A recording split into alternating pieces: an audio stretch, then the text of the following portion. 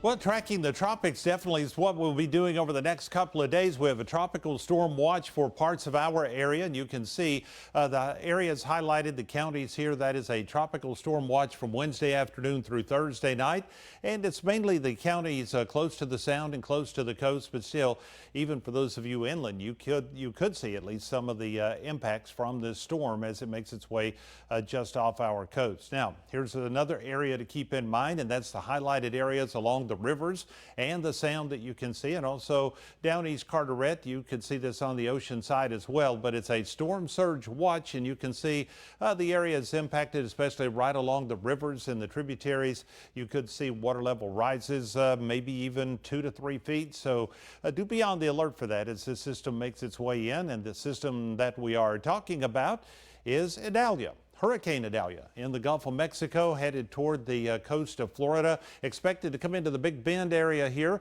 at about 2 o'clock in the morning or during the overnight period as a Category 3 or major hurricane. Will be in South Carolina Thursday in the overnight period, and then we'll make it off our coast. Notice most of the models trying to bring it near Wilmington and back out over the water, which should keep it off the coast, but it could stay right near the coast because inside that cone anywhere the center could travel. So we'll certainly keep an eye on that. Looks like winds could be around 50 miles per hour. And then as we make our way into the weekend, this is going to move out into the Atlantic. Not going to lose much speed still with 50-mile-per-hour winds even into Sunday. Notice it gets a little bit iffy right here as to where it goes after this point.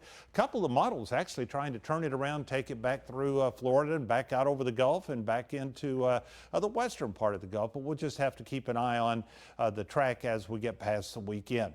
Here's the rainfall that you can expect from this system as it passes through on Thursday. Quite a bit of rainfall. And notice inland the amount's not that much, but this may be overdone just a little by the models down along the coast. And it looks like maybe 6 or 7 inches, not out of the question with some isolated higher amounts. And then as you get in places like Newbert and Kinston and Kenansville, those totals are still going to be maybe anywhere from 4 to 6 inches. So that will certainly create some flood problems. So we have the flood watch because of that. It goes into effect tomorrow afternoon at 2 o'clock and runs until midnight Thursday for all of our counties.